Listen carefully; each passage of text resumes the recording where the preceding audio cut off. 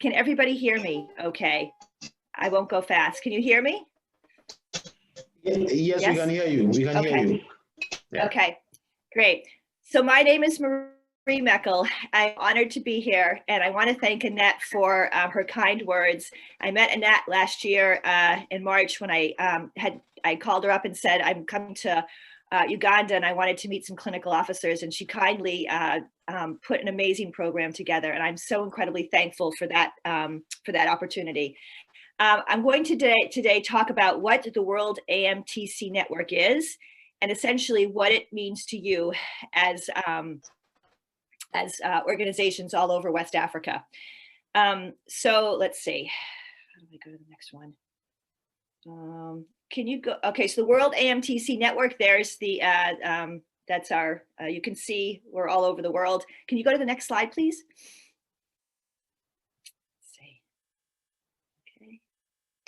Using a term accelerated medically trained clinician to represent all of our profession, because we need a way to represent ourselves at the ILO, the International Labor Organization. So this is where the term comes from. I'm going to speak in the next 15 minutes about what our organization does and how it will impact you and what kind of collaborations we can work on together. So let's talk a little bit about the AMTC. I know that many of you know that the clinical officer and the physician assistant are worldwide, but it's pretty amazing where we are worldwide. These are the different title names we have worldwide. We all are familiar with the clinical officer and the physician assistant, but there's just quite an array of titles that we have for our occupation, which makes it difficult for us to represent ourselves globally. If we have a profession with close to 20 titles, it's hard for us to go to the International Labor Organization and say we are a united force. I'm not asking for anybody in their country to change the title of their profession. That's not appropriate. But what is appropriate is for us to recognize the challenges our profession has, and that we all do the same thing. We are accelerated medically trained clinicians. In 2 to 3 years, we are trained to do high-level skilled activities, and that's what makes us unique. What also makes us unique is that we're fit for purpose. Fit for purpose means that you can train us in a short period of time to do really intensive tasks. For example, many of us have been trained very quickly to deal with COVID. This has not been the case for other professions. Doctors, if a doctor is a pathologist, he's not going to become somebody who specializes in COVID. We as clinical officers have been able to be trained quickly to do things that were required. So for example, in Liberia, Ebola, they were quickly trained and quickly responded to the Ebola crisis. So what our profession does is incredibly special and unique, and we need the world to know about us. I know a lot of you already know this, but I want to remind us of this. Why am I showing you this slide? I want us all to appreciate the variety of names that our profession has. So the next question is where are we? I told you that we're all over the world, but where are we? These are the countries in which we are found. So to know that we have, that some of our colleagues work in Afghanistan or China is pretty amazing. You're not just, I know that our presence is very high in Africa, but it's all over the world, which means that every single country or a lot of countries are using our profession to meet their healthcare needs. So we need to have a louder voice. If you look globally, this is where we are. We are a big part of the world. So I've told you about the AMTC and our global presence. The next question is, what are we going to do with this? What are our next steps from my point of view? One of the things that we have done this summer is the World AMTC Network worked on collecting data. Some of you know me because I've called you and asked you for information. We collected data on the AMTC all over the world. How many, what are our numbers? What do we do? What is our scope of practice? What is our education style? Are we accredited? Are we regulated? We did this so that we can collect data so that we can tell people what we do. We want people to we want the World Health Organization to realize what a strong presence we are. Some of the data we collected is as follows. We collected data on the title of the profession, When our profession was established, some of the oldest programs in the world, Malawi's program started in 1890. Russia has a program that started in the 1600s. What's the history of our profession in each country? Other things that we did data on this July is we talked about was leadership embedded in the curriculum. We want to understand how we're trained. How do we share best teaching practices? So if one country does leadership training, can another country use that to make us even more useful in villages? We did research, or we're still doing research on what our response was to COVID. Do we have social determinants of health embedded in curriculum? The clinical officer or physician assistant are very good at serving rural, underserved populations. So it's important for them to understand the social determinants of health. So is this embedded in curriculum? If it is, it makes us even much more of a powerful force in the world. So we started our research in July. These are the data points in which we collected information on. I'm telling you this because I want you to understand the data we collected. So after our project, which is still going, it's ongoing, this is what we've discovered. We have 61 distinct titles worldwide. We are in 53 countries. We are 75% of the world AMTC caters are in primary care. Why this is important is because one of the biggest issues worldwide is the lack of primary care in rural and underserved areas, and we are meeting that need. So the biggest issue with the WHO is where are the primary care providers in rural places? We are it. We are doing it. We don't leave our country to work someplace else. We are not lost to brain drain. We are doing primary care. We are a very important workforce. Other issues health-wise are surgical procedures. Surgery is needed worldwide, and 37% of surgical specialties are within the AMTC scope of practice. So when we think of Mozambique and how that their profession came out of the Civil War, and how they're especially trained in high-level surgeries, this is an amazing thing. They do it in 2 to 3 years, and they are trained to do high-level surgeries. I'm sorry, I know Mozambique is not here. But I want us to appreciate that in 2 to 3 years, we're training people to do surgeries that nobody else is doing. The other important aspect of this is when they do studies, there is no difference in terms of when the clinical officer does surgery or the doctor. We should call them the técnico de surgios in Mozambique. That's their title. So this is the result of the work we did in July. Other things we learned from our information, which is another very important point and really talks about what we do. Our ratios of clinical officer or AMTC to population is higher than a doctor.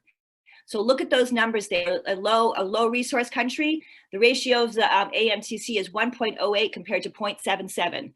In Sierra Leone, it's 2.8 compared to 0.24. So we are the people there serving the people. Low middle income countries, our ratios are higher. Bhutan, 8.04 compared to 4.24. So again, we are serving people, we are serving in rural areas, and these density populations matter to people. This is a World Health Organization crisis, and we are meeting the needs. It's important that people know these things, but we need people to hear us. So I've told you about what our data has showed us about the AMTC, and now the next thing is, what are we doing going forward? I represent the AMTC Network. I work with a group of people. This is our mission, and this is why I want to talk to you today. We want to collaborate with you, any country, any organization, and do collaborative research. So collaborative research means community-based collaborative research is that we are the community. Everybody on this panel is a community. We are clinical officers, physician assistants in our own country. We can do research on our own profession to promote our profession. So we can study ratios in rural areas. We can study what we're doing to COVID response. We can research how many the population we serve. All this information boosts our profession and tells the world exactly what we're doing. We need people to know what we're doing. And the only way we can do that, or one of the ways we can do that, I should say, is through research. And our organization, AMTC, wants to work with anybody and create research opportunities. We've already started, and we want to expand it as far as we possibly can. We can use the data in our own countries. So the data we collect, we use it with our ministries of health. We show them where we are. We show them where other the health data from a different country to demonstrate the power of our profession. Let's see. So again, I want to network with anybody and everybody. The website is there. Annette talked a little bit about the continuing professional development and the documentary that we did. The continuing professional development program we did was that we worked with, we as a team came together and we decided what we wanted to do, and we worked together to carry it out. We as a group can do that together. If there's other countries that are interested in doing continuing professional development programs, we are happy to work with you. When I did this work with Uganda, it was through WAAPA. But we as the World AMTC Network are willing to do that with anybody. And it's all partnership. We all work together equally to figure out how to solve our problems globally. And I want to also mention... Mr.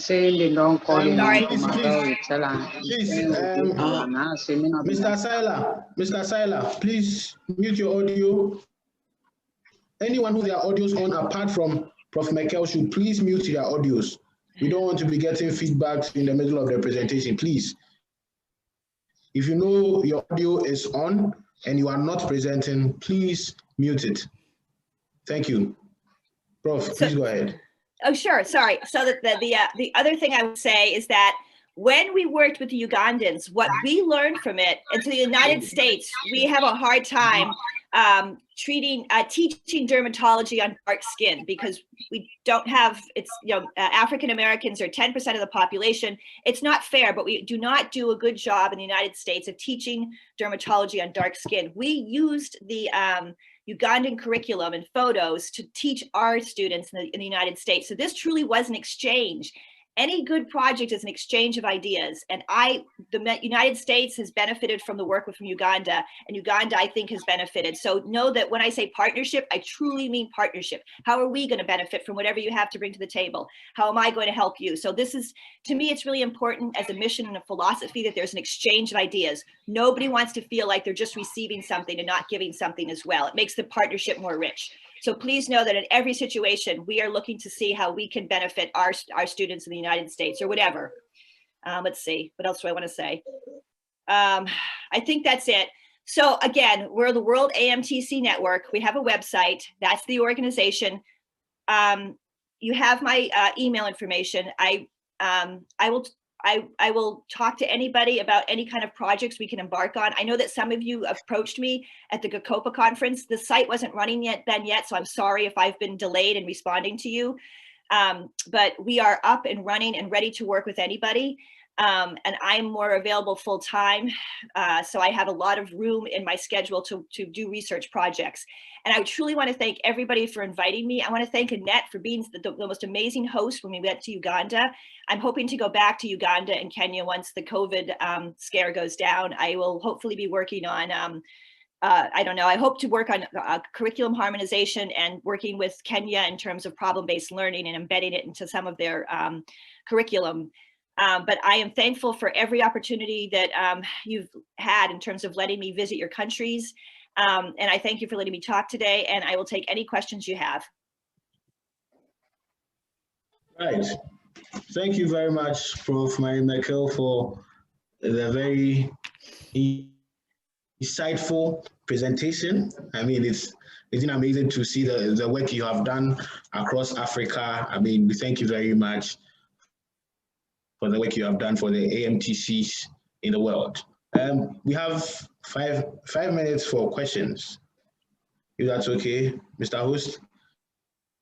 We have 5 minutes for questions. Yes. So if you have any questions, you just you can raise up your hand, and yes, there's a. It would have been better if the names Antoniaco were changed to real names. It looks like everyone is Antoniaco. Yes, I think those who use the link except Antoniaco. Yes.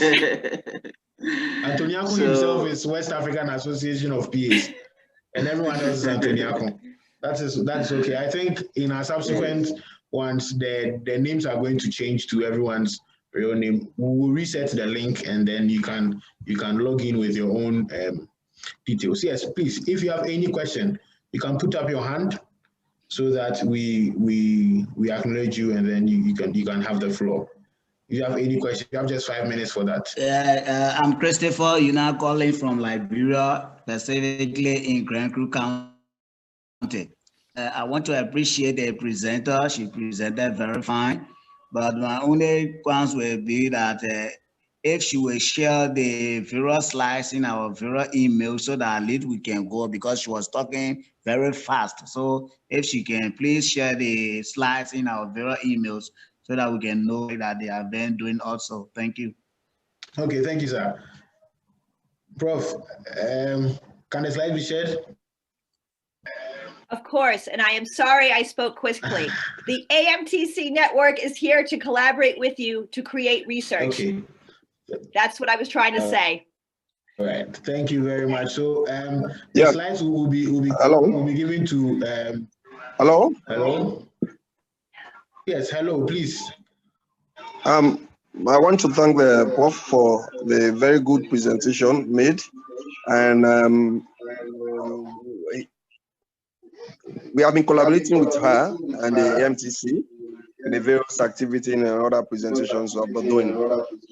Like she said in her last presentation, that the AMTC is ready to collaborate with national associations to do a research. I just want to know which support the MTT will give to the national association in such research if they want to undertake. Okay, thank you for the question. Prof, he wants to know which support the AMTC's network is going to give the national associations that want to embark on some research work for the AMTC network. So if there is going to be any assistance from the AMTC network to any national association that wants to embark on a research, capital intensive research is actually. So if there's going to be Yes. All right. Please contact me about projects you want to embark on, and we can work with you. Okay, thank you very much. I will put my email in the chat too. Okay, all right. That's going to be perfect. Okay, so it looks like that question is answered. If anyone else has any questions.